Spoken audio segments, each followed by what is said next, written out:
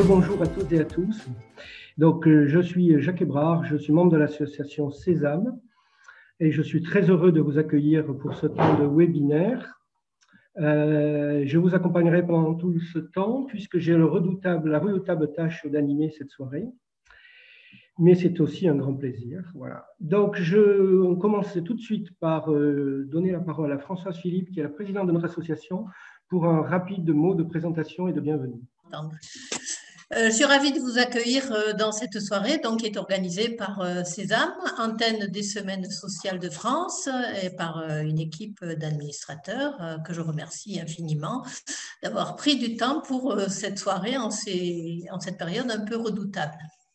Donc, les antennes des Semaines sociales constituent un réseau autour d'une association qui est une vieille association, puisqu'elle est née en 1904 dans le courant du catholicisme social, issue de personnes qui étaient pleinement engagées dans la vie sociale, professionnelle, citoyenne, et qui souhaitaient prendre du temps pour réfléchir à leur engagement.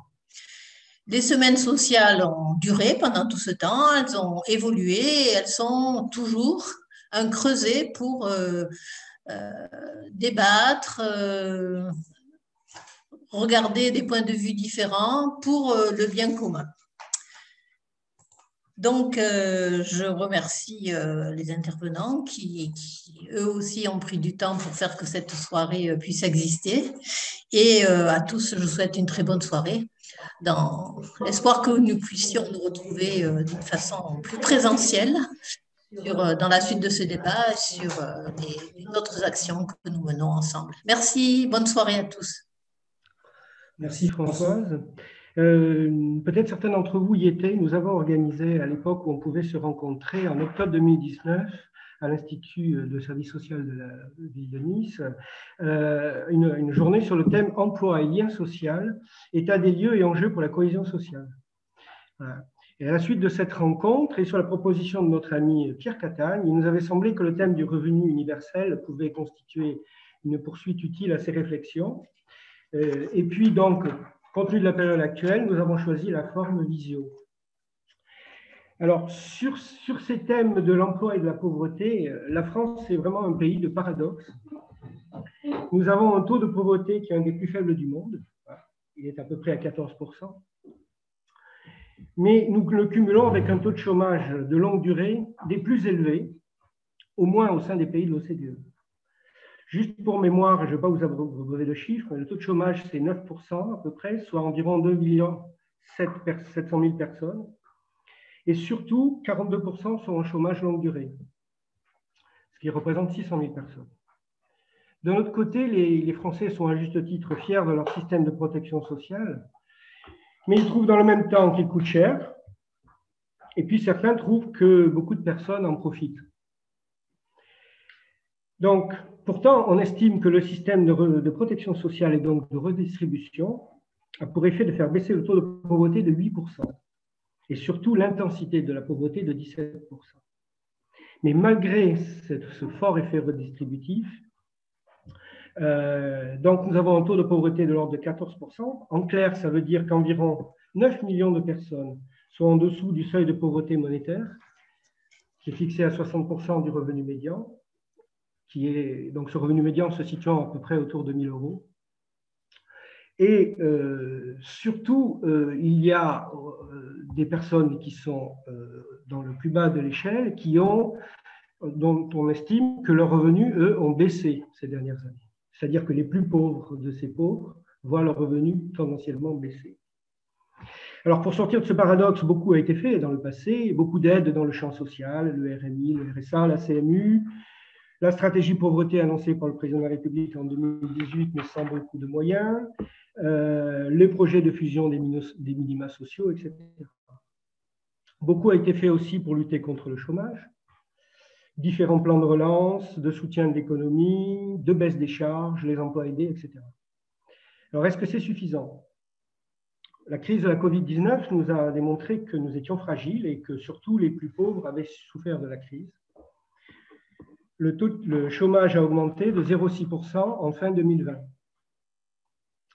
Donc, est-ce que c'est pour cette raison que la notion de revenu universel a surgi à nouveau dans le débat public ? sûrement. Alors, sans faire un cours d'histoire, le revenu universel, c'est une notion assez ancienne. Au XVIe siècle, Thomas More, dans l'Utopie, imagine une île où chacun serait assuré de sa subsistance sans dépendre de son travail. Vous voyez que ce n'est pas une idée nouvelle.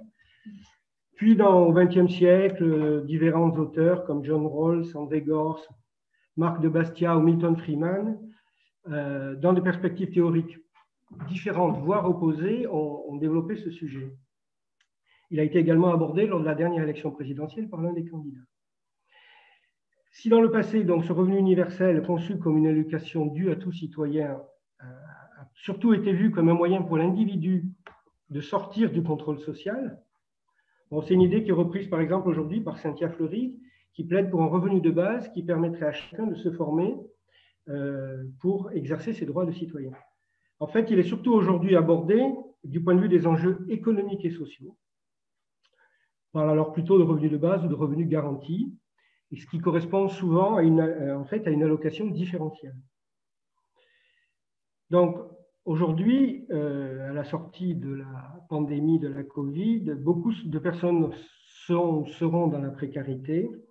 Et donc, le débat est probablement, n'en est qu'au début, sur ces questions de revenu minimum. Donc, nous nous situerons, bien entendu, dans cette perspective-là, qui est économique et sociale. Alors, vous l'avez sûrement constaté, il y a une diversité assez grande d'appellations, hein, revenu d'existence, revenu de base, revenu minimum, revenu universel. Ce qui, à mon avis, nous pose beaucoup de questions. Est-ce que c'est une réforme urgente dans le contexte actuel? Est-ce que c'est une utopie? Est-ce d'abord un puissant outil de simplification des minima sociaux et donc d'accès aux droits? Quel pourrait bien être le montant de cette allocation? Est-ce que les jeunes y auront accès? Cette réforme est-elle finançable et comment? Permet-elle de réduire la vulnérabilité des plus précaires et donc de leur permettre de s'engager dans une démarche de formation et d'emploi? Ou bien au contraire, est-ce qu'elle ne ferait que désinciter un peu plus à la recherche d'un emploi? Est-ce qu'une réforme envisageable sur le seul territoire d'un pays? Bref, le revenu garanti ou revenu universel serait-il une manière de sortir de ces paradoxes français? Est-ce qu'il représente un appui ou un obstacle à l'objectif de l'emploi pour tous? Et puis, qu'en est-il sur notre territoire des Alpes-Maritimes? Voilà les fils rouges de notre soirée. Alors, nous souhaitons nous adresser tout à la fois à des acteurs de la solidarité, mais aussi à tous ceux qui s'intéressent aux questions de société, quel que soit leur rôle dans cette société. Notre objectif est simple, c'est permettre à chacun d'engager ou de poursuivre une réflexion sur un thème présent dans le débat public. Contribuer à ce que chacun puisse donc se faire son opinion en écoutant des experts et un dialogue respectueux et en leur posant des questions. Donc, ce webinaire, il devrait durer à peu près 1h30. Il sera organisé autour de 2 propos introductifs, donc de 2 experts de la question. Puis interviendront 2 acteurs locaux de notre territoire qui ont des choses à dire sur le sujet. Vous pouvez réagir et poser des questions par le chat. Et nous reprendrons, nous essaierons de reprendre une grande partie de ces questions pour que nos intervenants puissent y répondre. 2 intervenants que je vais présenter très rapidement, mais je pense qu'ils compléteront leur présentation dans leurs propos. Donc, tout d'abord, Daniel Verger. Bonjour, Monsieur Verger. Ça m'entende? Oui, Monsieur Verger, nous ne nous entendons pas. En participant, on entend Daniel Verger. Oui, on entend très bien. On entend très bien. Allô? Oui, voilà. Oui, je ne vous entendais pas. Excusez-moi. Voilà. Donc, oui. Bonjour. Pour catholique. Je vous donnerai la parole dans 2 minutes et puis comme ça, vous pourrez vous présenter de manière approfondie. Christophe Paquette, bon. Oui, bonjour, je suis là. Je vais donner la parole tout de suite à Daniel Verger. Donc, Daniel Verger est responsable du pôle études, recherche, opinion du Secours catholique, donc au niveau national. Donc, effectivement, merci d'avoir accepté notre invitation. Vous êtes sûrement une des personnes les mieux placées pour nous parler de ce sujet. Donc, je vais tout de suite vous donner la parole en vous laissant, si vous le souhaitez, l'opportunité de vous présenter plus précisément. Et puis, compte tenu de votre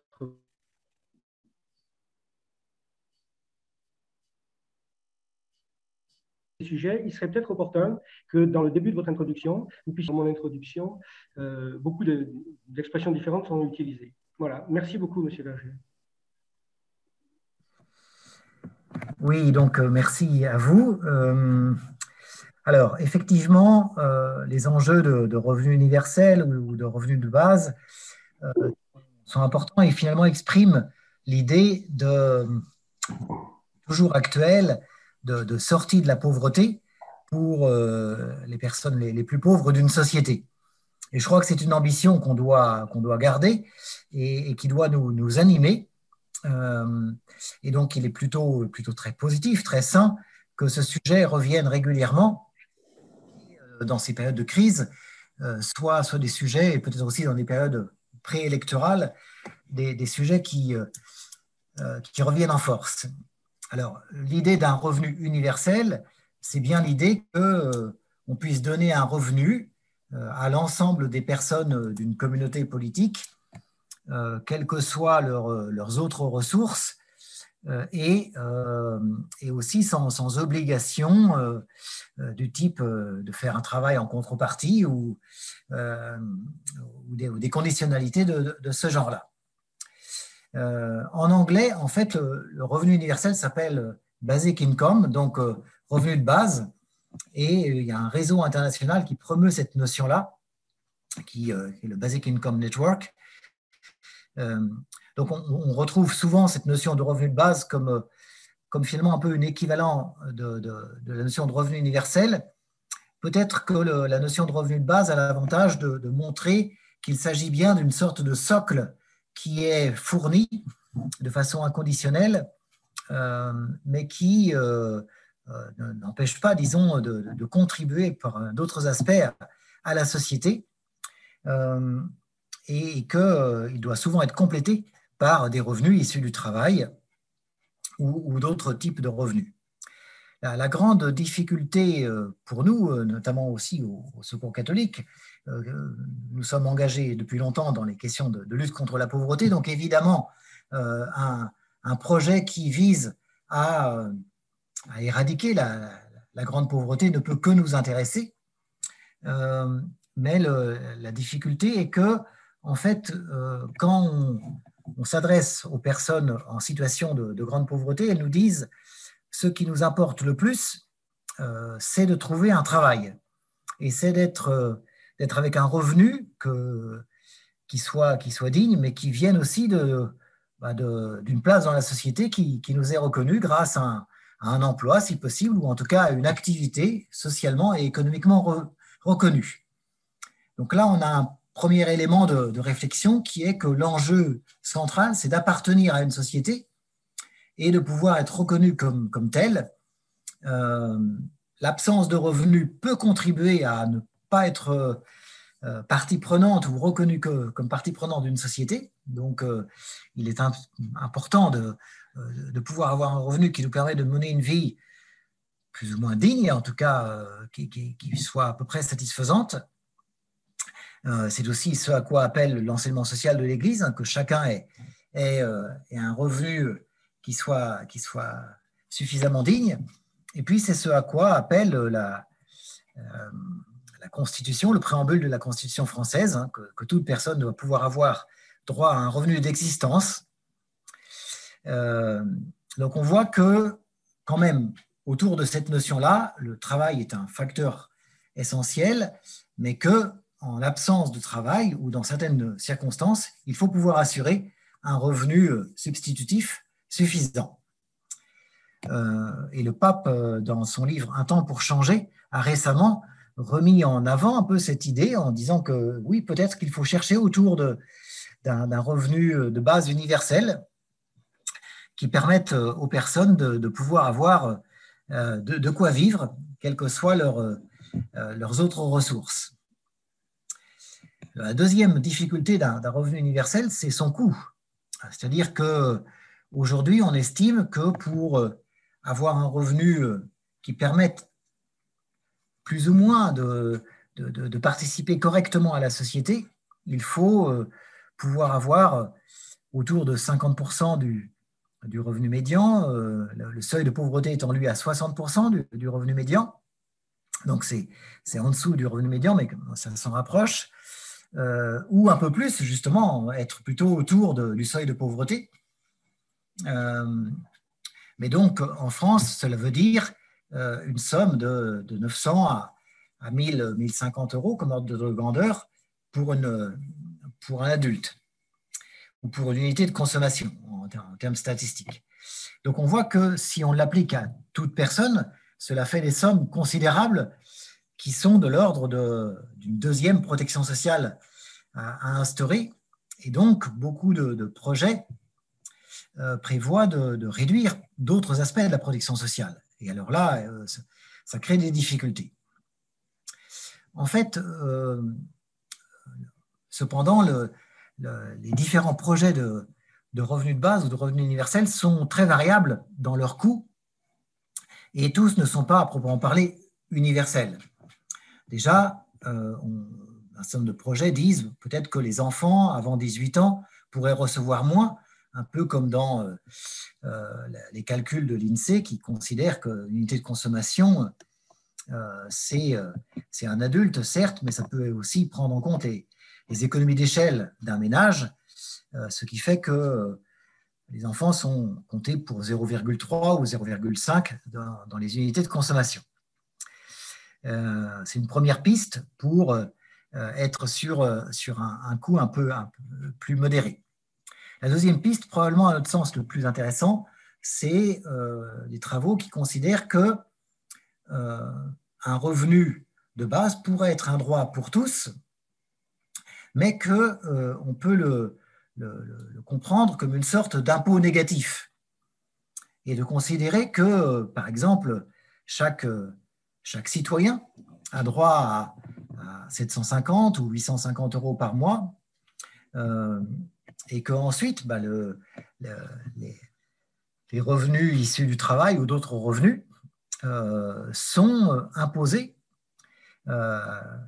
dès le premier euro de ces autres revenus, considérant les 750 ou 850 par mois comme un impôt négatif. Et ainsi, finalement, on peut considérer que chacun a droit à cette somme-là, mais que finalement, avec le jeu de l'imposition, on arrive assez vite au fait que des personnes n'ont peut-être pas d'impôt, mais non plus les 750 ou 850 euros donnés, que c'est un équilibre entre impôt négatif et impôt positif qui est à zéro, et puis ensuite on vient vers des sommes d'imposition sur le revenu ou l'équivalent, comme on le voit pour ceux qui payent un impôt sur le revenu.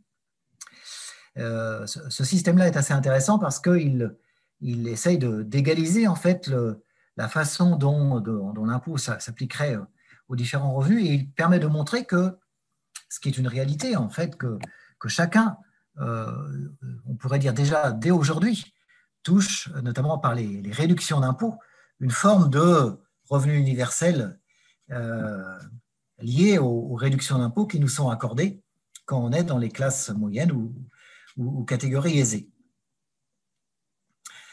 Et ce qui permet de réduire le coût total. Mais tout cela représente quand même des mesures conséquentes, voire très conséquentes, et c'est une des raisons pour lesquelles les associations de lutte contre la pauvreté ont plutôt opté pour un schéma que l'on a appelé revenu minimum garanti, c'est-à-dire fondamentalement une sorte de revenu minimum d'insertion ou de RSA amélioré dans 4 directions. La première direction, c'est quand même le montant, c'est-à-dire de considérer qu'il faut un montant suffisant pour vivre en sortant la tête hors de l'eau. Or, le RSA aujourd'hui, autour de 500 euros par mois, beaucoup de témoignages que nous recevons en dialoguant avec les personnes montrent que ça ne permet pas de sortir la tête hors de l'eau, que ça laisse une charge mentale extrêmement forte sur comment survivre demain, ou comment se nourrir, ou comment faire en sorte qu'en cas de pépin, on puisse un tant soit peu faire face. Et ce niveau-là, qui permet de sortir la tête hors de l'eau, on le retrouve autour de ces 850 euros ou 900 euros, en tout cas autour des 50% du revenu médian, Certains disent même qu'il faudrait pouvoir avoir plutôt de l'ordre de 1 000 € par adulte, ou en tout cas pour le premier adulte, là où il n'y a pas d'économie d'échelle, notamment du côté du logement, pour pouvoir s'en sortir. Ce qui est très raisonnable, mais en tout cas, on voit que c'est un peu cet ordre de grandeur. Le deuxième point, c'est que la deuxième grande amélioration par rapport au revenu de solidarité active, c'est le fait qu'il puisse s'adresser à plus de monde. D'une part, autour des jeunes, vous savez qu'avant 25 ans, sauf quelques situations particulières, les jeunes n'ont pas ou peu droit au RSA. Et on voit qu'en fait, le taux de pauvreté au niveau des jeunes est beaucoup plus élevé que dans d'autres catégories de la population. Il faudrait donc pouvoir élargir, sous certaines conditions, ce revenu minimum garanti à des jeunes de 18 à 25 ans. Ça impliquerait des transformations, évidemment, dans la gestion, par exemple, des foyers fiscaux, une autonomie fiscale, où ça impliquerait peut-être des modifications dans les allocations familiales, mais en tout cas, il y a là une piste qui nous semble prometteuse et nécessaire. Nous considérons aussi que les étrangers hors Union européenne et n'ayant pas le statut de réfugié, vous savez, dans le RSA, n'ont pas droit en fait au RSA, contrairement à une idée répandue, avant 5 ans de présence et de présence attestée, c'est-à-dire de présence régulière. Donc, c'est beaucoup quand on est une famille. Ça fait de longues années à vivre sans ces ressources. Et donc, nous pensons que ce temps-là doit être réduit substantiellement de façon à pouvoir beaucoup plus vite enclencher vers un revenu qui permette là aussi de sortir la tête hors de l'eau et d'aider à une meilleure insertion, à une meilleure intégration. Et puis, nous avons aussi 2 autres points majeurs d'amélioration qui sont le fait que, au Secours catholique, on constate que ce qu'on appelle le non-recours est très important.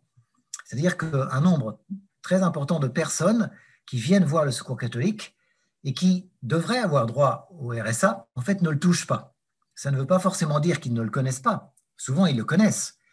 Ça ne veut même pas forcément dire qu'ils ne l'ont jamais touché. Ils l'ont parfois touché. Mais pour différentes raisons, au moment où ils viennent voir le Secours catholique, ils ne le touchent pas parce qu'il y a eu une rupture de droit, parce que leur droit au RSA a été suspendu, parfois du fait d'un conflit avec l'administration ou du fait d'un indu ou d'une difficulté à remplir l'actualisation du dossier.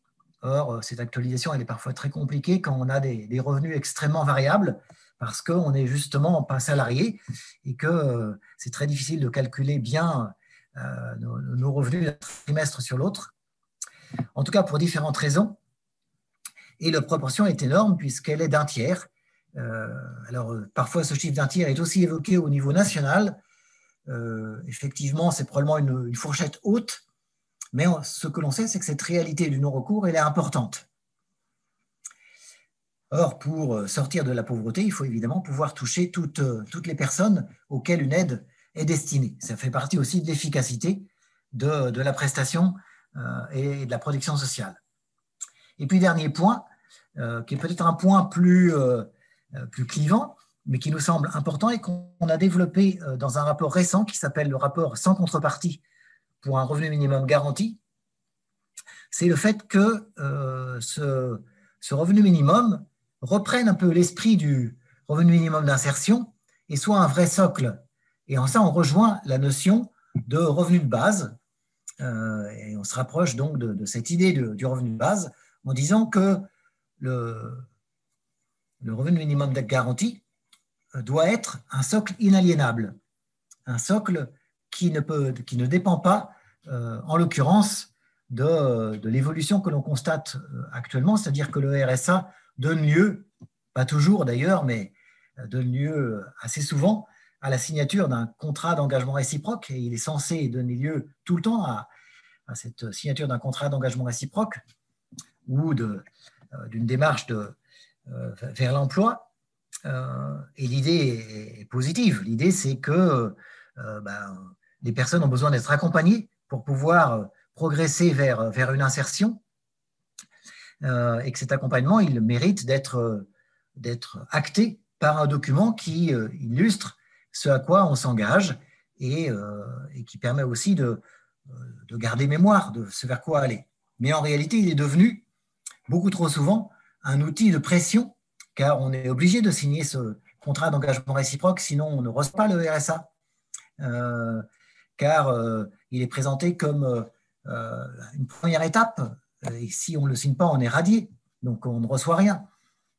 Et puis ensuite, si on a abandonné une formation parce que c'était trop difficile, ou parce qu'on a eu des problèmes de santé, ou parce que notre enfant a eu des difficultés importantes et ça nous a pris un peu trop la tête, ou si on a abandonné un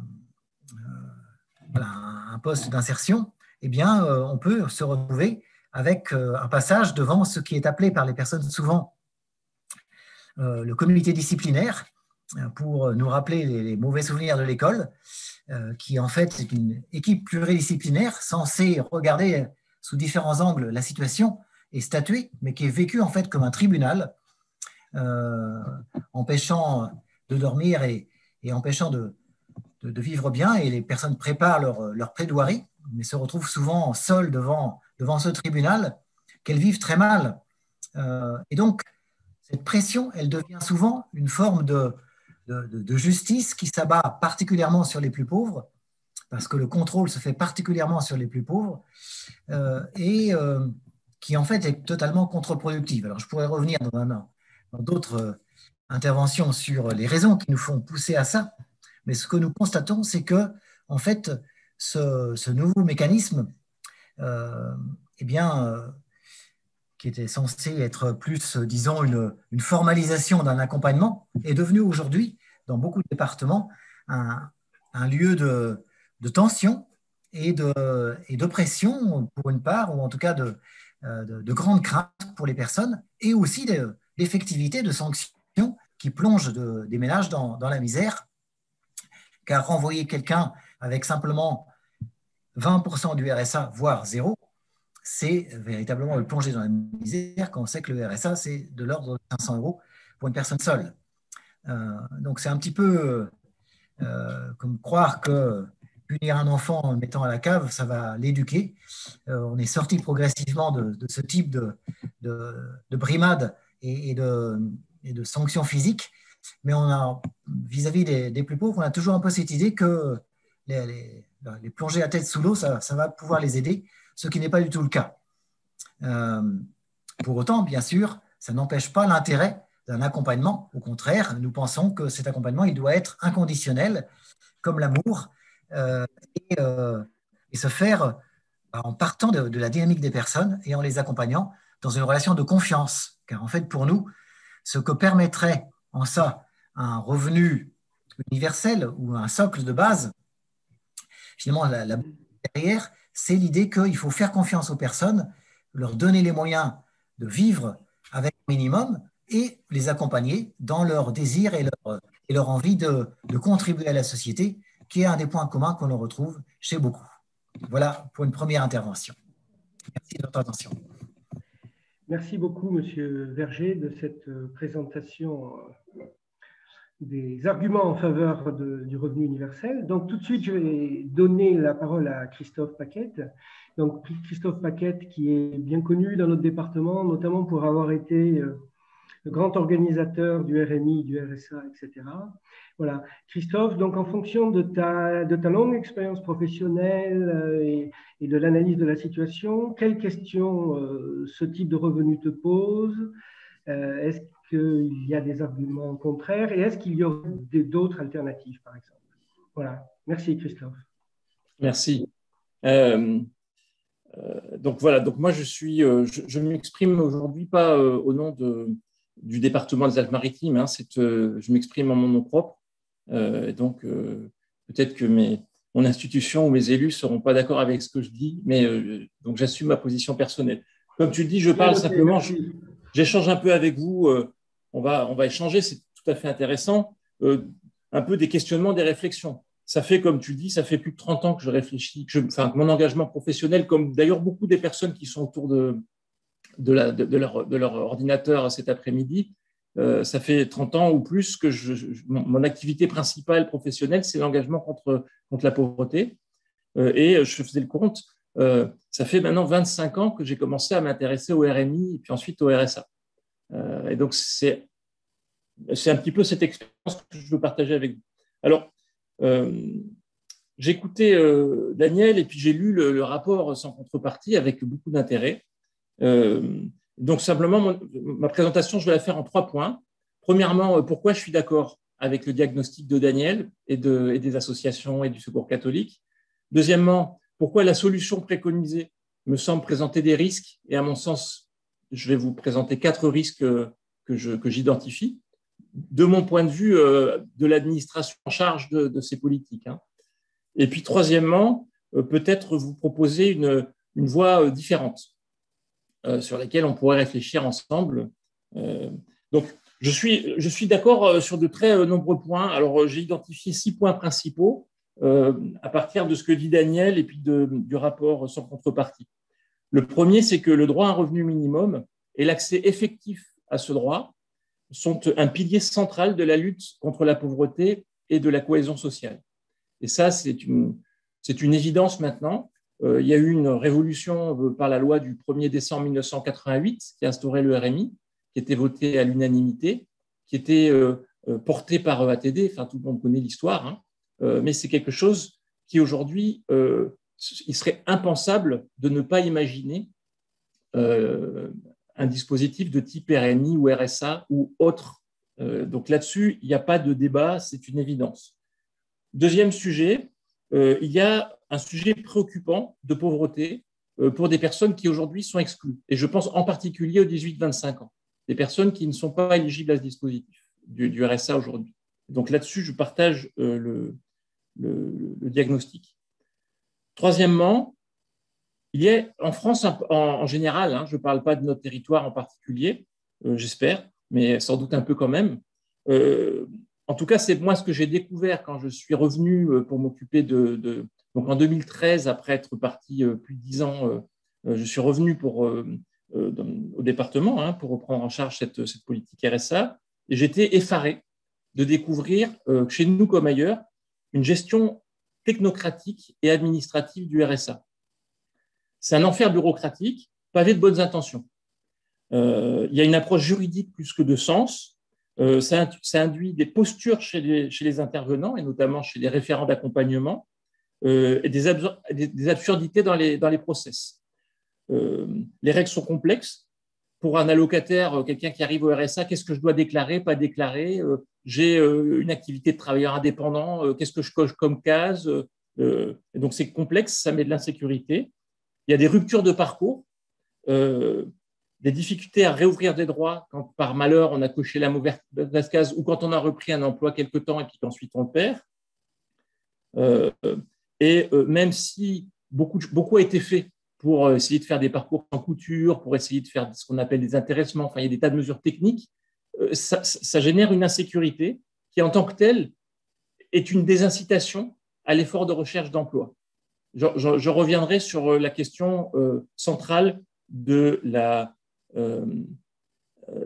risque quand on réfléchit aux questions de pauvreté monétaire et des stratégies des ménages qui sont de minimiser le risque plutôt que de maximiser les revenus.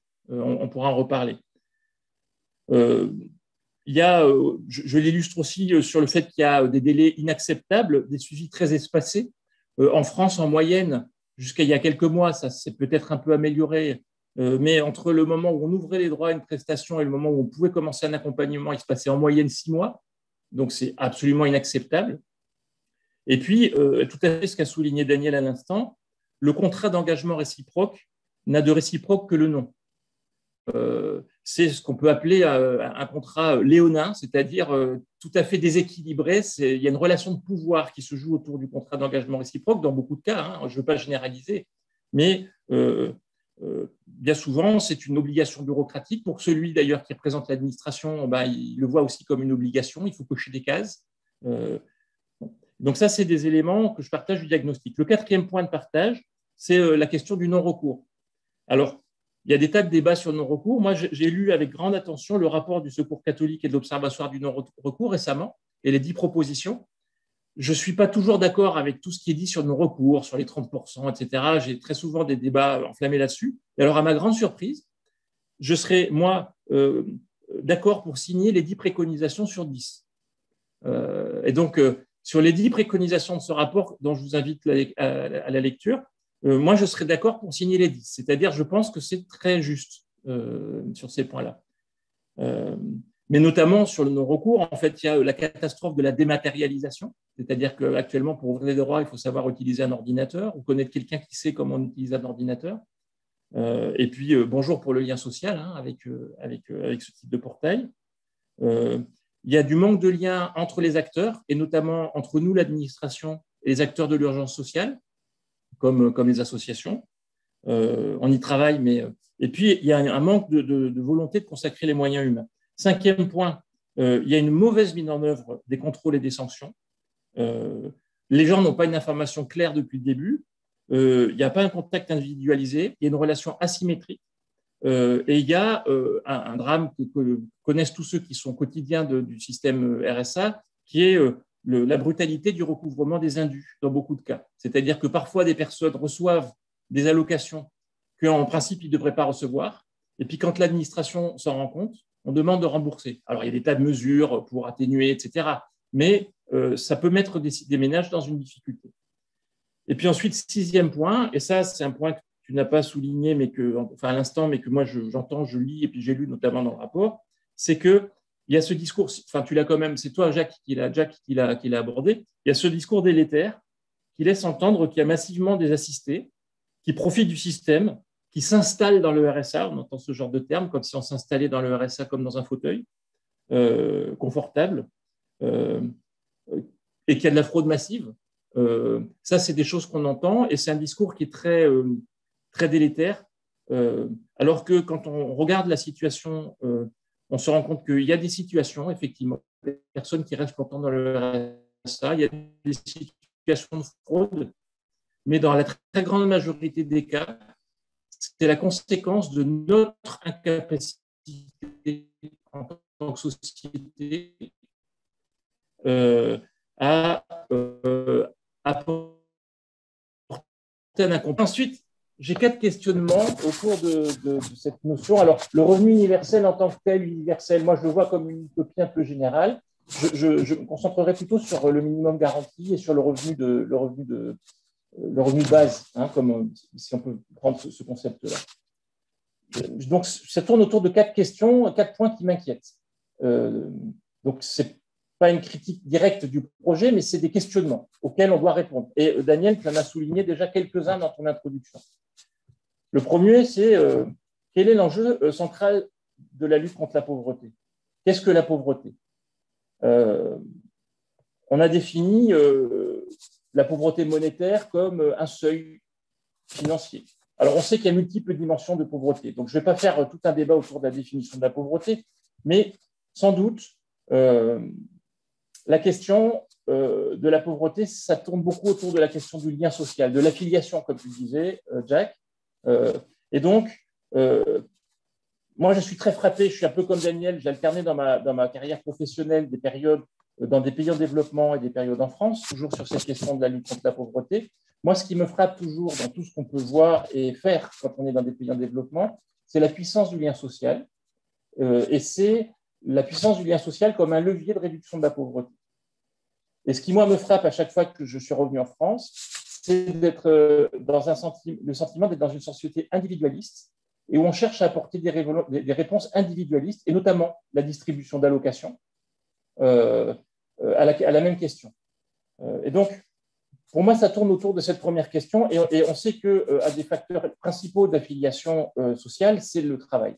Le travail, l'emploi. L'emploi, c'est la même racine latine, employer, implicare, mettre dedans, c'est-à-dire insérer. Finalement, insérer et emploi, ça a le même sens étymologiquement.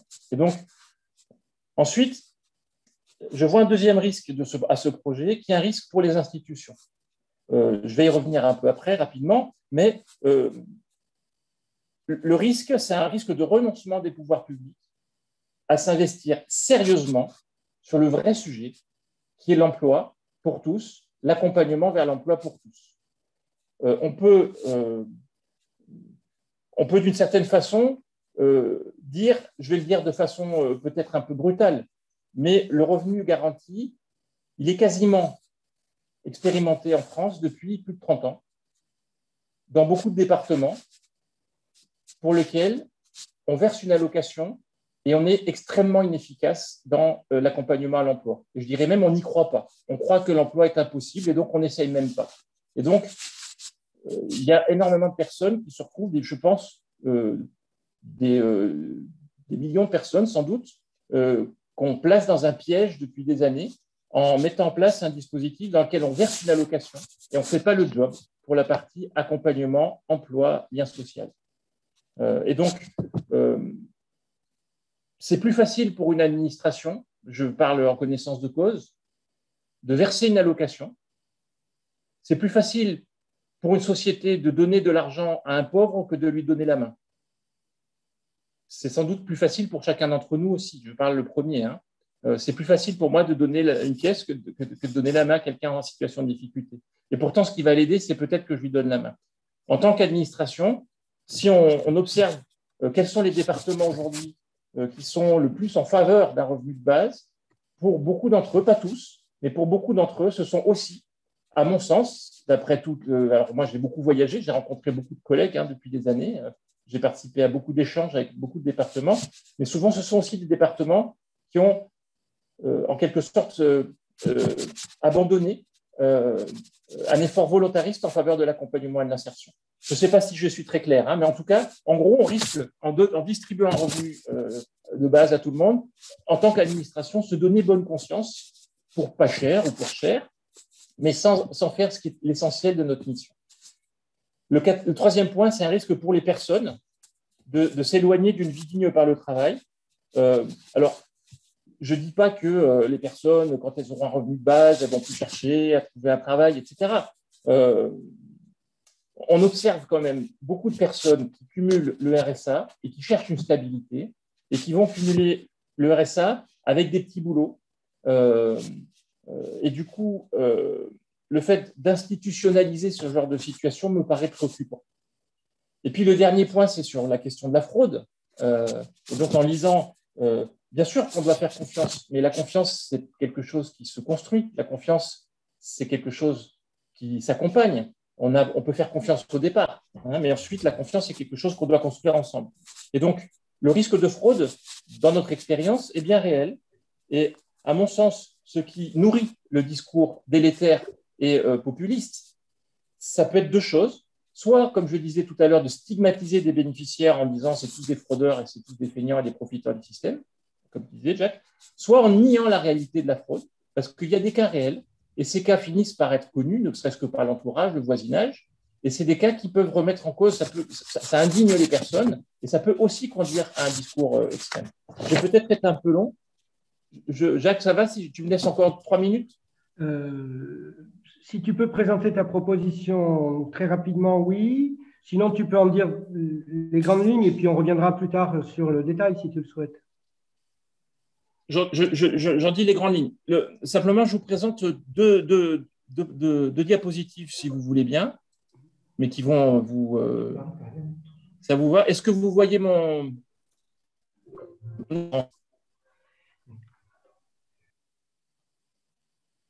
Vous m'entendez? Est-ce que vous voyez ce que je projette? Est-ce que c'est projeté en grand ou en petit?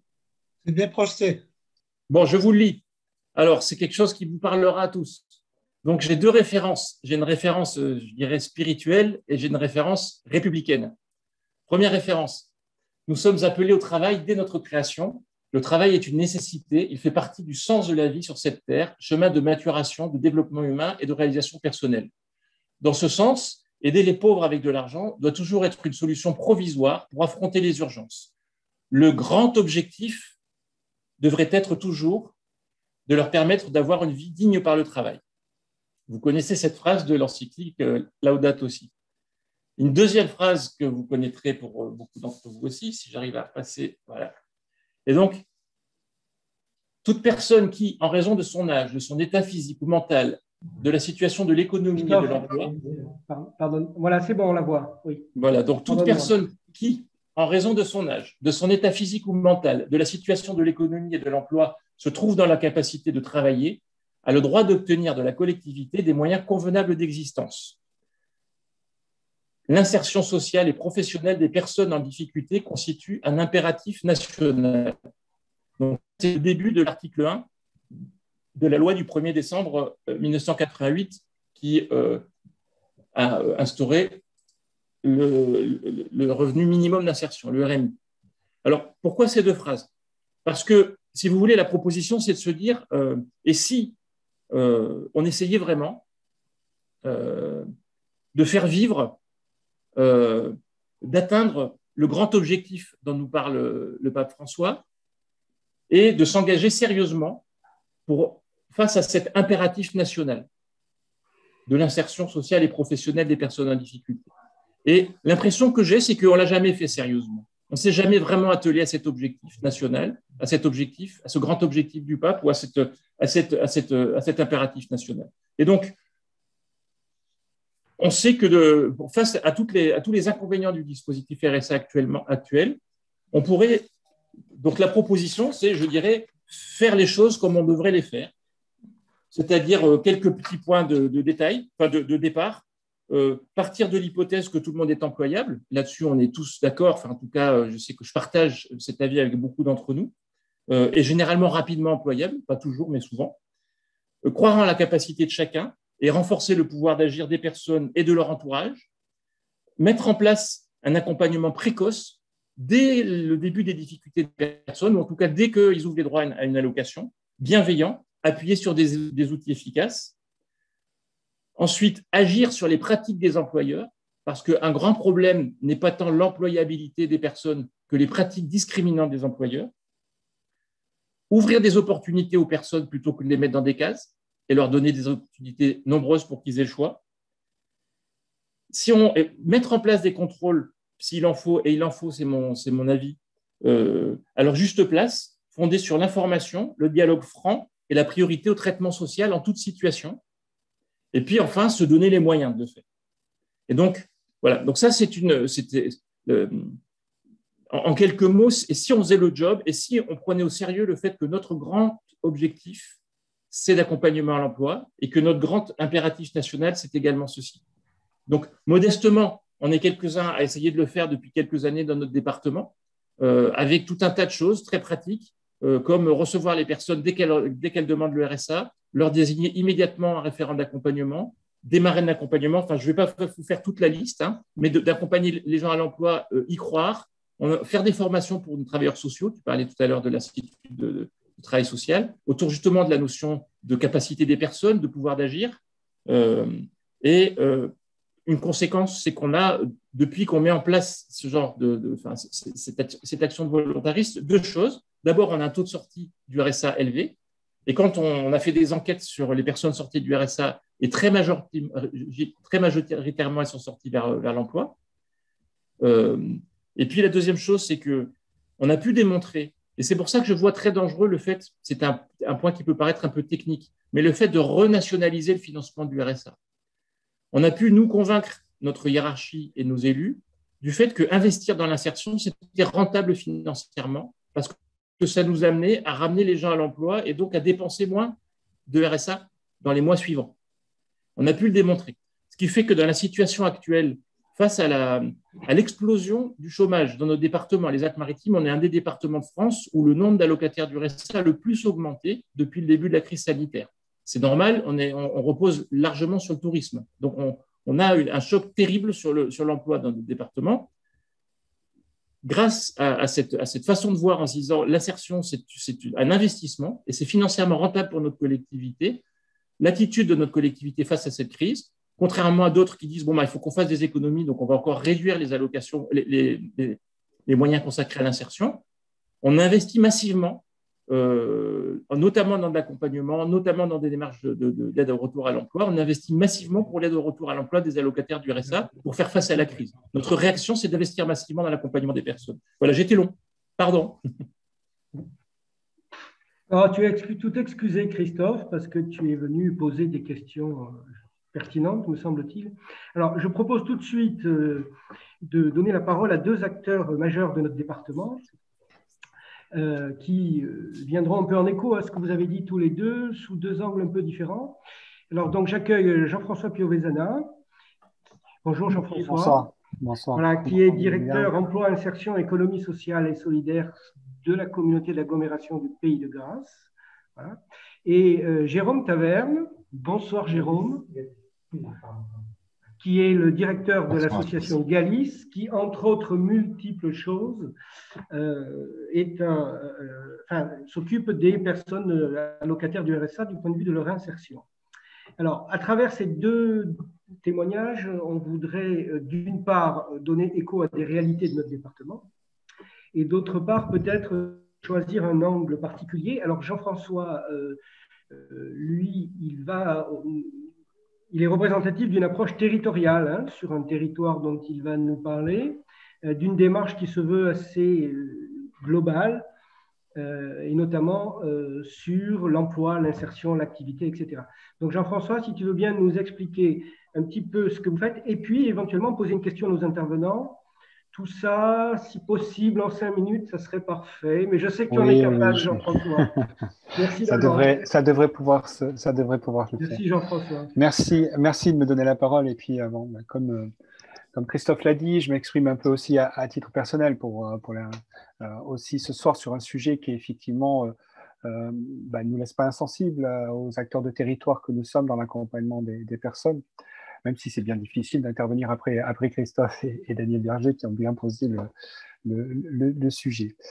Le Pays de Grasse, c'est un territoire qui est fait de contrastes et de fractures importantes, qui se compose de 23 communes, qui depuis l'origine de l'intercommunalité a fait des politiques publiques d'emploi et d'économie sociale et solidaire une politique de territoire. Et ça a été bien posé comme tel, c'est-à-dire que dès le départ de la fusion des différentes intercommunalités, l'emploi et l'insertion a été défini comme une compétence intercommunale, avec la volonté d'avoir une approche globale sur un territoire pour lutter contre effectivement la précarité, contre les difficultés, parce que quand je parle d'un territoire de contraste, c'est un territoire qui en même temps concentre 50% de la population sur sa ville-centre, sur un territoire qui comprend quand même une zone périurbaine et une zone rurale relativement importante, et surtout qui concentre une industrie des arômes et parfums. Et Christophe parlait du tourisme à l'instant. La particularité du Pays de Grasse, c'est que là, une industrie des arômes et parfums qui est particulièrement dynamique, 50% du chiffre d'affaires national et près de 10% du chiffre d'affaires mondial. Voilà, ça cale bien aussi peut-être cette particularité du Pays de Grasse sur le plan économique. Et pourtant, malgré tout, c'est un territoire qui est confronté à un chômage relativement important, structurel, avec près de 30% de chômage qui est un chômage de demandeurs d'emploi de longue durée, une population précaire dont le cœur de ville de Grasse concentre, je dirais, plus de la moitié des ménages qui vivent en dessous du seuil de pauvreté. Donc, on est dans ces logiques d'écart et de contraste. Et puis, des difficultés liées à la mobilité, à l'accès au numérique. On a parlé de l'importance du numérique aujourd'hui dans l'accompagnement des questions sociales sur l'accompagnement des publics. Donc, comment ce territoire s'est structuré pour essayer de répondre à ces dynamiques locales ? J'ai souvenir de Christophe Paquette qui dit souvent qu'on est les dentelières au niveau des territoires et des politiques publiques, c'est-à-dire qu'on essaye de s'adapter vraiment aux logiques de territoire, et c'est bien ce qu'on a essayé de faire en accompagnant vraiment une logique et une approche qui a pour objet d'essayer de maximiser les outils et la mise en œuvre des dispositifs pour faciliter le retour à l'emploi des publics. Parce que les deux intervenants l'ont souligné, et ça nous semble à nous aussi le point d'ancrage, c'est que essayer de donner de l'activité, essayer de permettre le retour à l'emploi de tout le monde. C'est la vision que l'on a, et on traduit cette vision-là par le fait qu'on essaye de viser un territoire 100% inclusif. C'est comme ça qu'on se définit sur le Pays Grassois, de façon à pouvoir promouvoir cette logique d'écosystème sur le territoire. Et dès 2011, pour pouvoir accompagner cette transition, ce travail de territoire 100% inclusif, on s'est appuyé sur la promotion de l'économie sociale et solidaire, qui est aussi un élément fondateur sur la démarche d'innovation sociale que le Pays Grassois essaye de porter. Et on a multiplié, développé l'écosystème qui consiste à créer des espaces de réponse à des besoins sociaux sur le territoire, d'utiliser absolument tous les moyens qui sont à notre disposition pour créer des entreprises inclusives, pour travailler avec le club des entrepreneurs du territoire, qui a aussi cette démarche, cette approche inclusive. Et donc, on s'aperçoit que, effectivement, c'est un facteur facilitant quand on arrive à créer une dynamique territoriale. Et dans les difficultés, et par rapport au sujet qui nous intéresse ce soir, la question de la ressource, des ressources des publics que l'on accompagne est forcément une question fondamentale. En tout cas, peut-être que Jérôme après complétera ou amendera ce que je vais dire, mais un des constats que nous on peut faire, c'est l'atomisation des moyens de ressources aujourd'hui dans l'accompagnement des publics.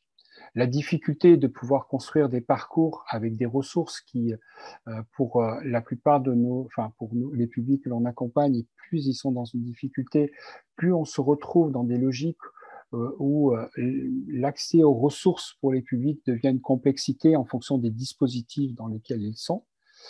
Et effectivement, si j'avais une question à poser, c'est est-ce que le revenu universel, le revenu garanti, ne serait pas un moyen pour permettre justement de mieux lisser ces parcours et l'accompagnement, et d'être moins dans une difficulté sociale et dans une difficulté administrative par rapport à l'accompagnement des publics, parce que ça reste effectivement un point majeur. Voilà. Donc aujourd'hui, on accompagne ces publics sur ce territoire dans une approche globale et d'innovation sociale. Et effectivement, par rapport à toutes ces questions d'accès à l'activité, on s'est interrogé, nous, sur comment garantir une ressource qui soit pérenne.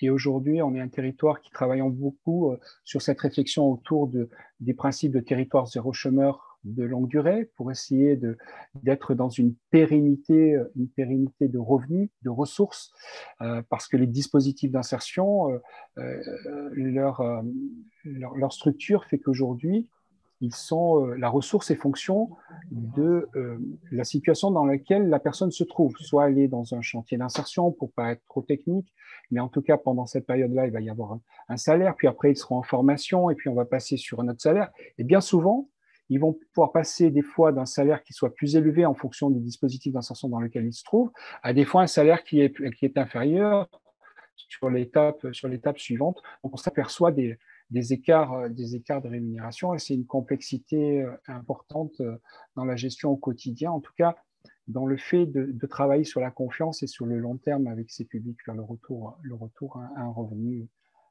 permanent.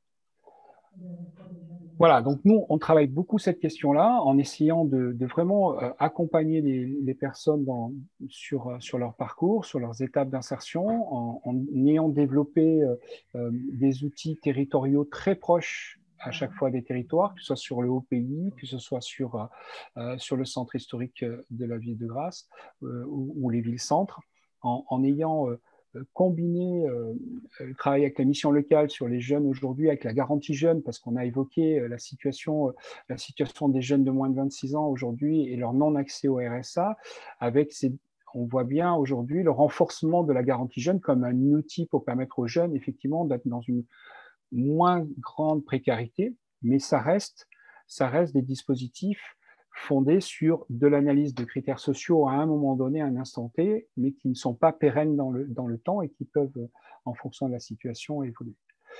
Donc, je pense que, en tout cas, pour un opérateur de territoire que je suis, avec l'ensemble des acteurs, ce qui nous pose difficulté, c'est effectivement cette difficulté à garantir dans le temps un revenu de base qui mette les personnes dans une situation comment dire, moins stressante par rapport à leur construction de leur projet personnel.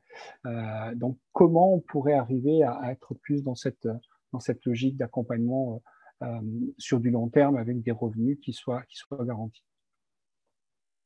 Voilà pour ma part. Je ne sais pas si j'ai utilisé les 5 minutes. J'ai essayé de rester dans les 5 minutes. Largement, mais c'est largement, d'accord. Je rattrape le temps de Christophe, alors. Je laisse la parole à Jérôme. Donc, Jérôme Taverne, directeur d'association. Ce qui serait intéressant, c'est que tu puisses nous faire tes commentaires ou tes questions à partir de l'expérience d'accompagnement des bénéficiaires des allocations dont s'occupe l'association que tu diriges. Merci, on est ensemble jusqu'à 22h30. Alors. Tu dis ça pour je sais que Jérôme est toujours très bavard, c'est pour ça que j'ai mis laissé du temps. Oui, c'est peut-être pour ça que j'interviens juste après les personnes qui ont eu le talent d'être synthétiques et précises. Peut-être juste pour vous présenter en quelques mots l'association Galis.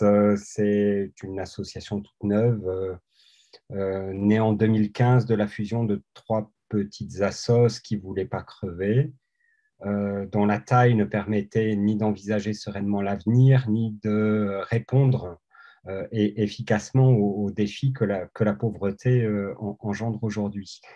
Une petite association, donc Galis, qui s'occupe de plein de choses, qui s'éparpille un peu avec un pôle logement, un pôle citoyenneté et vie sociale qui est sur le domaine de l'éducation populaire, mais 2 pôles assez peu importants dans notre échange de ce soir. Par contre, nous avons la chance d'animer un pôle insertion et emploi qui, dans le cadre des réflexions sur le revenu universel, peut nous apporter quelques expériences. Ce pôle insertion et emploi, c'est un chantier d'insertion, structure de l'IAE, dont a parlé Jean-François tout à l'heure, qui a pour but de conduire à l'employabilité un certain nombre de personnes en difficulté, en leur permettant d'expérimenter sur des supports de travail et en leur permettant d'être accompagnés pour rejoindre le niveau de l'entreprise. Mais c'est aussi depuis quelques années maintenant une grosse action que nous a confiée le conseil départemental qu'on appelle Contact. Contact. Peut-être Monsieur Paquette pourra nous en dire la symbolique du nom, qui est une action de référence RSA. Nous sommes chargés par le conseil départemental d'accompagner un peu plus de 2200 allocataires en signant avec eux un contrat d'engagement réciproque. Tout le monde sait bien évidemment ce qu'est un contrat d'engagement réciproque, c'est en 3 mois et demi, puisque on le benchmarkera, on le comparera au revenu universel.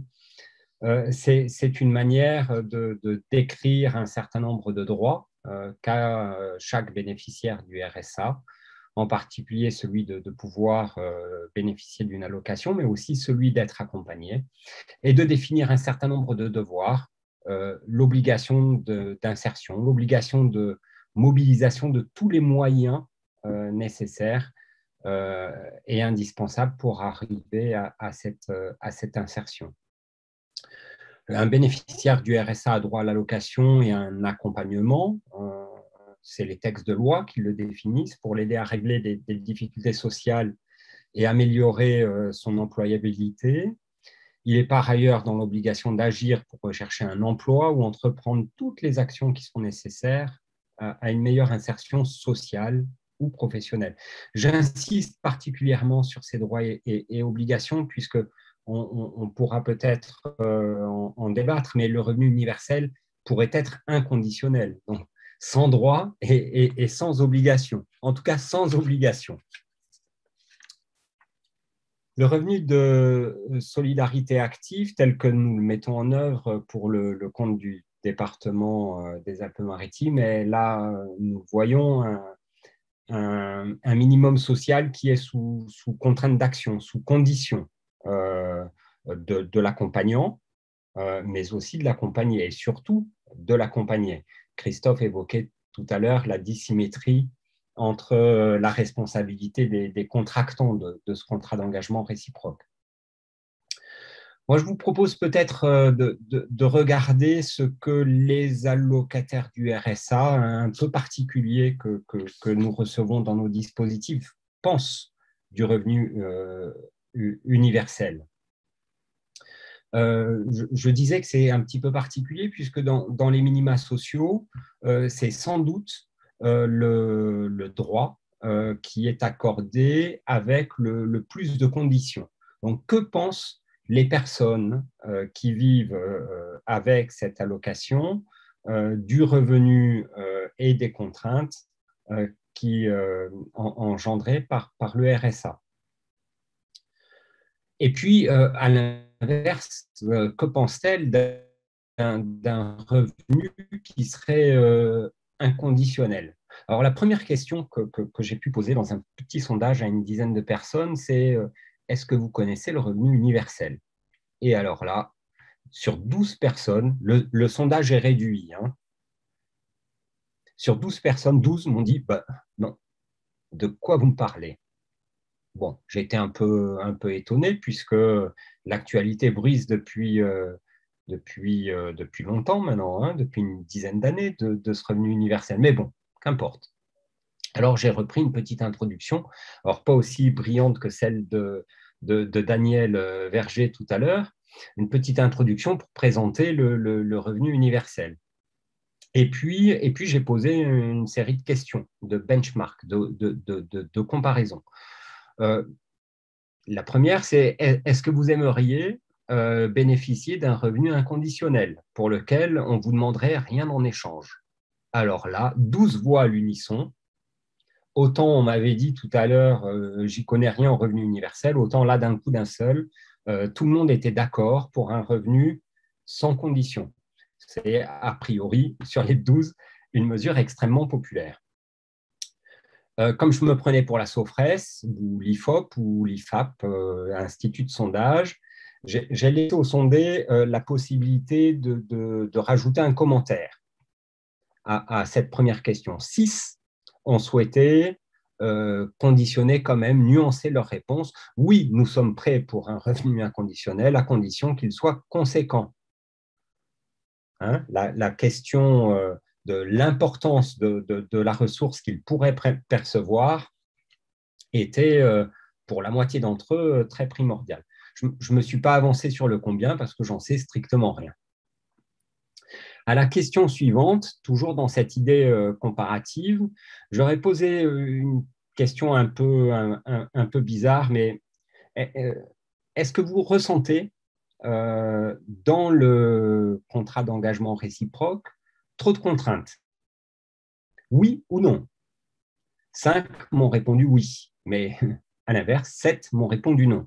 Et là encore, comme je me prends pour la Sofres, je leur ai demandé d'expliciter un peu leur choix. 5 m'ont répondu qu'il y avait trop de contraintes. Trop de contraintes, parmi lesquelles l'obligation de se rendre à des convocations, l'obligation de se rendre à des convocations qui ne servent à rien dans leur parcours, qui ne les aident pas, l'obligation de prendre n'importe quel boulot, comme s'ils ne pouvaient pas choisir, ils ne pouvaient pas être acteurs de leur choix.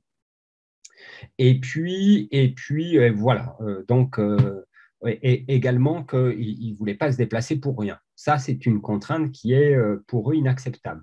Les 7 autres, donc la majorité, c'est un sondage d'importance, hein, vous voyez 12 personnes interrogées, 7 autres ont répondu qu'ils n'avaient pas trop de contraintes avec le RSA, et 3 ont rajouté que s'il y en avait, eh bien, ça ne leur posait pas de problème puisque c'est à leur avantage, c'est pour nous, c'est pour moi, disait-il. Et puis ça nous donne le sentiment d'être soutenus. J'ai enfin posé une dernière question qui était je ne savais pas trop comment la formuler. Alors, je l'ai écrite comme ça.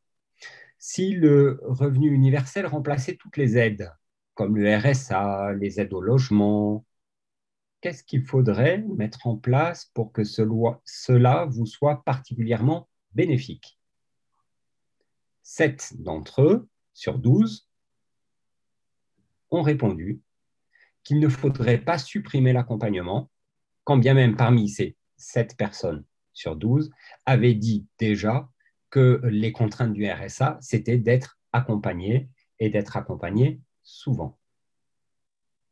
3 ont répondu, il faut créer de l'emploi, ce qui va sans doute dans le sens des territoires zéro chômeur, et 1 a répondu, il faut me foutre la paix, me laisser tranquille. Bref, si cet institut de sondage est quand même pas très fiable, on a un petit panel qui permet au moins de tirer un enseignement. Il faut que le débat public soit absolument installé dans la population, comme le fait Sésame aujourd'hui, car les enjeux du revenu universel ne sont pas vraiment connus des principaux intéressés. C'est la seule remarque que j'ai pu tirer de mon enquête.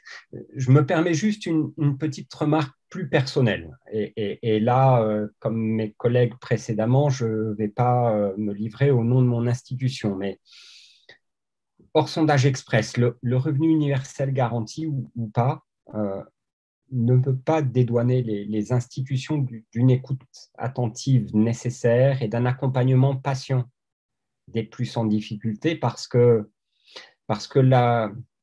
la question sociale n'est pas qu'une question économique, c'est une question d'affiliation, une question de société, de faire sens en commun.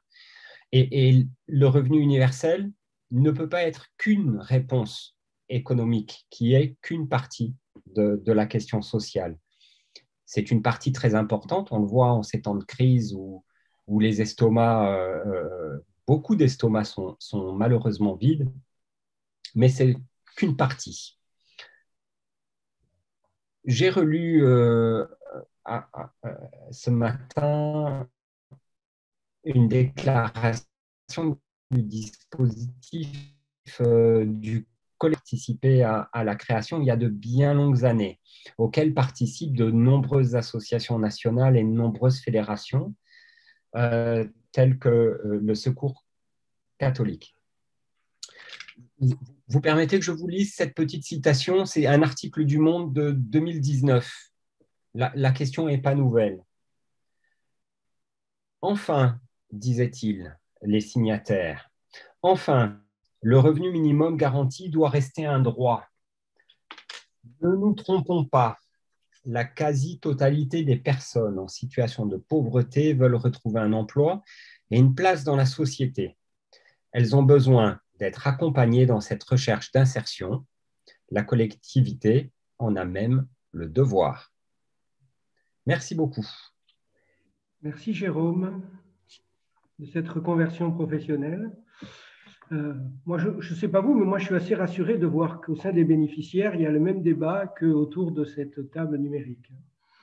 Alors, ayant la redoutable mission de la gestion du temps, je souhaiterais que nos deux intervenants initiaux, Christophe et Daniel, puissent intervenir, réagir à ce que vous avez entendu. Mais comme je voudrais aussi pouvoir donner la parole à ceux qui sont exprimés par le chat, voilà, la question que je vous pose, est-ce que vous pourriez extrêmement brièvement nous faire part d'une réaction à ce que vous venez d'entendre?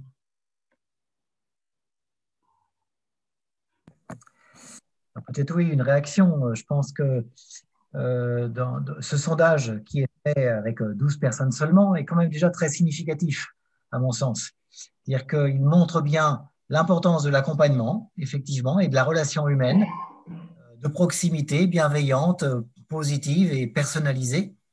Et puis aussi, il pointe l'importance du fait que le revenu ne doit pas être trop faible pour être significatif, pour donner cette sécurité dont on a besoin pour se projeter vers l'avenir. Et ça, c'est vrai pour le revenu minimum garanti, C'est une des raisons pour lesquelles il faut absolument augmenter le RSA aujourd'hui, mais c'est vrai aussi pour toutes les réflexions sur le revenu universel, qui en particulier ne doivent pas donner d'un côté et enlever de l'autre, c'est-à-dire détricoter la protection sociale pour financer un revenu universel. Donc là, il y a un vrai enjeu qui nous semble important. Merci. Christophe?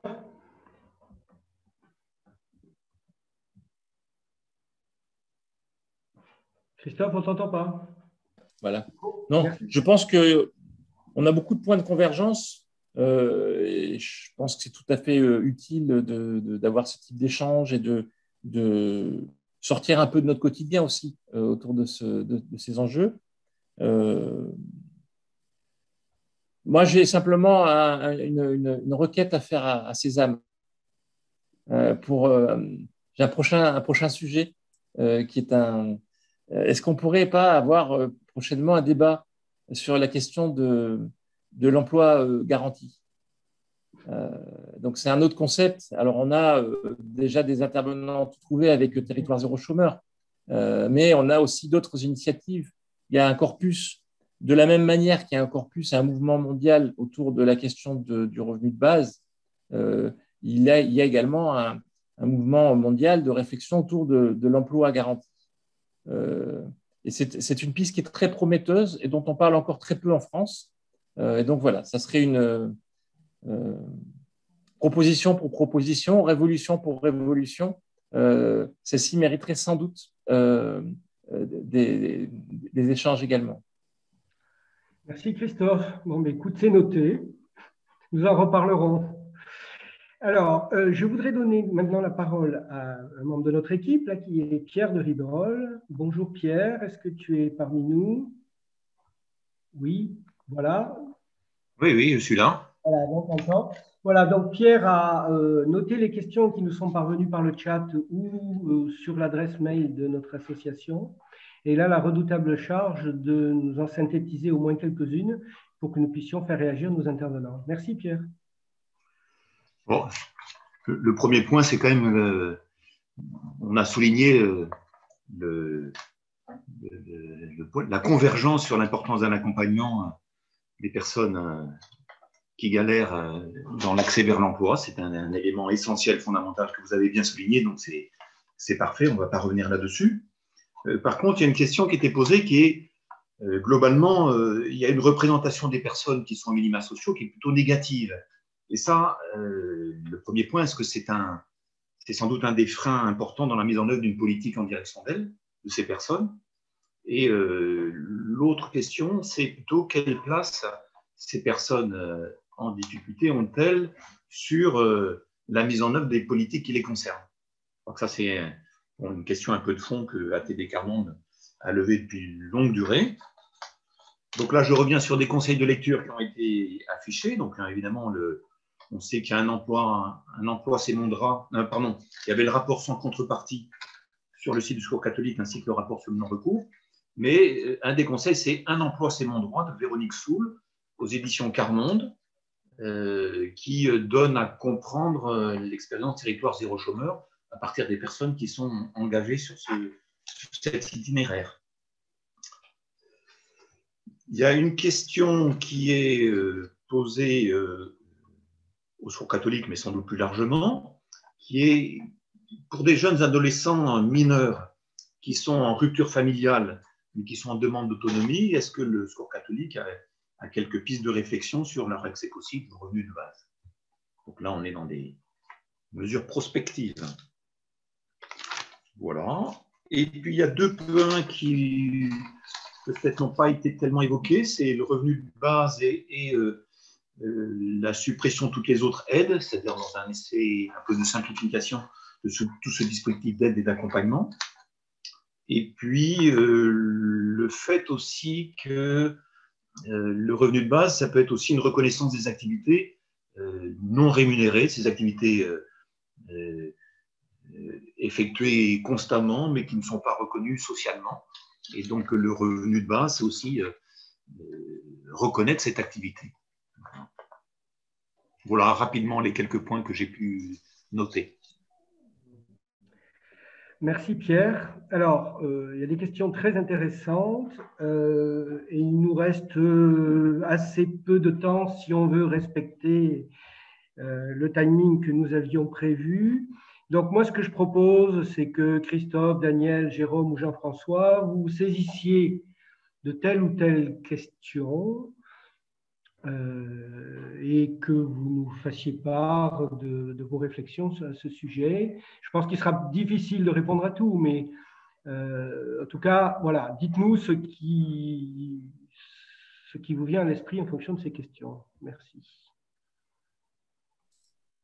Pardon, elles sont où les questions? Parce que moi, je vois la discussion avec les références de lecture et je ne vois pas les questions. Les questions ont été exprimées oralement par Pierre à l'instant. D'accord, pardon. Je pensais que c'était dans les lectures. Non, parce que c'est pas visible partout.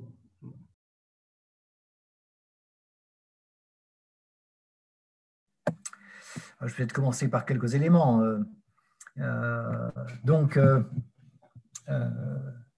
Nous sommes tout à fait favorables au fait que les personnes en situation de précarité soient les acteurs aussi, avec d'autres, mais parmi les acteurs de la définition des politiques publiques. Alors ça passe par les sondages qui ont été faits, c'est-à-dire effectivement donner la parole, pouvoir voir, ils sont souvent aussi très bons évaluateurs de l'efficacité et du respect donné dans les pratiques sociales, et ont souvent beaucoup d'idées autour de ce qu'il faudrait faire. Alors c'est important qu'on soit dans, puisque c'est de la politique publique ou de la protection sociale que l'on travaille, hein, qu'on soit aussi dans quelque chose où on croise les regards et où on croise les expériences, mais les associer pleinement à la réflexion, c'est quelque chose qui nous semble extrêmement important. C'est ce que l'on fait aussi dans le cadre du collectif pour une protection sociale solidaire, où on a des ateliers comme ça de travail avec des personnes qui gagnent le RSA ou parfois qui ne le gagnent pas d'ailleurs, parce qu'elles sont même encore en dehors, ou qui ont affaire à des difficultés, ou qui sont avec l'allocation adulte handicapé par exemple. Et elles nous ont beaucoup aidé à, par exemple, prendre en compte cette question de la contribution non rémunérée des personnes à la vie de la société. Moi, je suis traité d'assister, alors qu'en fait, je passe mon temps, déjà, je suis aidant familial concrètement, mais ensuite, je passe mon temps à être utile à mes voisins, à ma famille et aux associations, et finalement, ce n'est pas reconnu du tout. Même pour ma retraite, ça ne sera pas reconnu. Donc, il y a quand même là des questions qui peuvent être un petit peu allégées par pour le coup, un revenu de base, mais qui aussi peuvent être prises en compte dans le cadre, par exemple, de la prise en compte d'activités socialement utiles dans le champ de la retraite, du calcul de la retraite. Voilà, des innovations qui seraient possibles. Ce qui nous semble important, c'est de faire attention quand on produit quelque chose de nouveau, de ne pas détruire d'autres choses. C'est pour ça qu'on est très attentif à ce qu'un revenu minimum garanti puisse être peut-être réaliste, mais ne vienne pas en déduction d'autres aides, en tout cas d'autres aides qui ne sont pas l'équivalent. Que ça vienne en déduction du RSA, évidemment, mais pas en déduction d'autres parties de la protection sociale qui nous semblent utiles. Et même sur les minima sociaux, il faut être prudent avant de dire fusionnons tout ça dans un seul minima, car ils ont chacun quand même leur utilité, en tout cas entre les grands minima comme l'AAH, comme le minimum vieillesse ou comme le RSA. Pour les adolescents en rupture, c'est évidemment plus compliqué. Oui, sans doute qu'un revenu minimum pourrait être utile. Ceci dit, ce dont ils ont besoin fondamentalement, c'est de retrouver un lien avec leur famille ou une famille qui puisse les accueillir et les aimer. Donc là aussi, je suis tout à fait d'accord avec ce qui a été dit à certains moments, c'est-à-dire qu'on a besoin de relations et d'être partie prenante d'une communauté qui nous accueille et qui nous reconnaît, et pas simplement d'argent. L'argent ne remplacera jamais la bonne vie, enfin ne fera jamais la bonne vie ensemble tout seul. On a besoin d'une révolution fraternelle, ne l'oublions pas. Merci beaucoup. Christophe, Jérôme, Jean-François. Ce n'est pas une obligation, mais si vous voulez vous exprimer, c'est le moment. Juste sur la question d'activité, parce qu'on a une expérimentation qui maintenant dure depuis quelques années, qui est illustrée par les travaux de l'Institut Gaudin.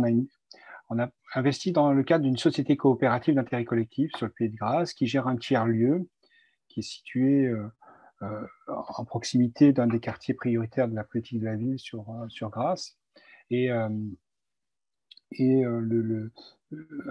société coopérative, l'Institut Gaudin et le centre de recherche qui est associé à la démarche a travaillé à proposer dans le cadre de ce territoire 100% inclusif une définition sur la notion d'activité choisie. M. Verger peut-être faisait référence là récemment. La notion d'activité telle que nous l'entendons dépasse la seule notion d'emploi salarié pour englober toutes les formes aujourd'hui possibles d'activité. Vous citiez la question des aidants, et on a essayé de travailler notamment à la question d'une recyclerie de territoire, c'est-à-dire essayer sur ce territoire-là de proposer aux habitants du territoire d'être pleinement acteurs des activités qui seraient nécessaires à la transformation du territoire. Et en ce sens, on s'aperçoit que les gens peuvent être porteurs vraiment de dynamiques de travail sur comment trouver des solidarités locales sur la garde d'enfants, sur les questions d'amélioration d'accès au logement, sur les personnes âgées qui résident. Et donc, comment on travaille toutes ces logiques-là avec l'économie sociale et solidaire pour permettre aux gens d'être pleinement acteurs de leur territoire et de leur activité. Et en ce sens, on s'aperçoit que la question des ressources est souvent un frein à la pérennisation de ces activités dans le temps. Merci Jean-François. Christophe, un mot. Jérôme? Oui, peut-être un mot, mais très vite. Oui, merci de promouvoir autant le domaine de l'insertion par l'activité économique, qui est quand même par excellence la conciliation entre l'accompagnement et l'emploi. C'est de l'emploi et de l'accompagnement et de l'emploi, tout ça dans une belle concordance qui permet de conduire assez efficacement, je le crois, vers une insertion sociale et professionnelle. Alors que ça soit promu dans les territoires zéro chômeur ou les territoires qui sont très avancés comme la CAPG, ou dans des territoires qui vivent des situations encore plus terribles, l'important c'est que ce soit promu et qu'on mette en avant ce genre de dispositif d'accompagnement des publics les plus en difficulté. Merci. Merci Jérôme. Christophe, est-ce que tu veux le mot de la fin? Peut-être pas le mot de la fin, je te laisserai le mot de la fin, ou à Madame la Présidente, qui peut être encore parmi nous. Simplement, mon mot de la fin à moi, c'est de reboucler sur ton ouverture. On est dans une situation, dans un pays de paradoxe, dans lequel à la fois on a une dépense sociale qui est sans doute un des records du monde, en tout cas la part de prélèvements obligatoires globalement est particulièrement élevée. Et à la fois un taux de chômage de longue durée qui aussi est parmi les records, tu le disais, mais également, et c'est là l'autre paradoxe, des besoins insatisfaits. On ne trouve pas d'emploi, mais du travail. Donc, il y a un peu plus de 30 ans qu'a été créé le RMI à l'époque. Si on se projette dans les 30 prochaines années, et dès aujourd'hui, on a des besoins insatisfaits terribles dans la situation des enfants en situation de handicap, dans la question de l'environnement, dans l'accompagnement des personnes âgées. On va vers une population vieillissante. On a des besoins considérables, je dirais, dans deux grands domaines. Il y en a un qui va être l'environnement, le développement durable, et l'autre qui est le lien social, qui est le côté social. Et le paradoxe, c'est que ces besoins sont là, ces besoins sont grandissants. Et donc, rêvons un peu, imaginons que chaque personne ait droit à un emploi à mi-temps, payé un peu plus que le SMIC à mi-temps. Ça coûterait exactement ce que coûte le RSA aujourd'hui, c'est à peu près un SMIC à mi-temps. Que cette personne, en même temps, ait droit à une couverture maladie universelle, que cette personne ait droit à un accompagnement, à des formations. Et donc, imaginons un système qui finalement coûterait quasiment la même chose. Mettons un peu plus de moyens sur l'accompagnement, sur la formation, et qui pourrait, lui, se substituer à ce système. Et donc, imaginons un système d'emploi de solidarité active au lieu du revenu de solidarité active. C'est sans doute pas complètement une utopie. Les moyens sont là, les besoins sont là. C'est un défi, c'est beaucoup plus difficile à mettre en œuvre, sans doute. Si ça peut se mettre en œuvre, ça sera, Jean-François nous en montre un peu l'exemple, ça sera à l'échelle de territoire, parce que c'est à cette échelle-là qu'on pourra piloter un dispositif de ce type, qu'on pourra comprendre les besoins, accompagner les emplois. Donc voilà, c'était juste terminé avec ce rêve, en tout cas, que j'ai personnellement, que je vous partage. Merci Christophe. Donc, effectivement, je ne vais pas vous donner un mot de la fin, mais juste, je lisais il y a quelques jours la relecture par Véronique Fayet de son mandat de président du Secours catholique, et quand on lui demandait quel était son regret, elle évoquait le mur idéologique fondé sur un préjugé tenace selon lequel les pauvres auraient moins de capacités et se complairaient dans l'assistanat. Bon, si modestement on a pu contribuer tous ensemble ce soir à démentir ces préjugés, je pense qu'on aura fait œuvre utile. Voilà. Donc, je voulais vous remercier. Bon, remercier nos intervenants très chaleureusement. Ce n'est pas juste une formule de conclusion. Je sais que vous avez tous des agendas très pris. Et donc, c'était vraiment très sympathique et très intéressant de vous avoir parmi nous. Je remercie bien sûr l'ensemble des participants. Je vois que la majorité est restée parmi nous, ce qui est plutôt bon signe. Voilà. Alors, à Sésame, nous souhaiterions évidemment qu'il y ait une suite à cette rencontre. Alors, j'ai bien noté qu'il faut qu'on fasse quelque chose sur l'emploi pour tous, enfin sur l'emploi garanti, pardon, Christophe. Voilà. Avec Jean-François, on a toujours le projet d'organiser la découverte de son territoire par ce qu'on appelle au sein des semaines sociales un voyage apprenant. Donc, j'espère que les temps nous permettront de le faire. Voilà. Plus largement, 2 informations pour la suite. 1, sur le site des Semaines sociales de France, vous devriez retrouver d'ici quelques temps l'enregistrement de cette soirée. Et donc, vous pourrez le réécouter. Et deuxièmement, donc vous avez un petit écran qui va apparaître qui vous donne ces 2 informations. Donc, la première, c'est que l'enregistrement sera sur le site des Semaines sociales de France. La deuxième, c'est que sur notre adresse générique de Sésame, ça serait très sympa que vous nous fassiez part de vos réactions, de vos commentaires, de vos critiques, mais surtout de vos propositions pour la suite. Avec les modestes moyens qui sont les nôtres, nous essaierons d'y répondre. Voilà, je vous souhaite à tous une très bonne soirée. Merci encore à tous et j'espère à bientôt.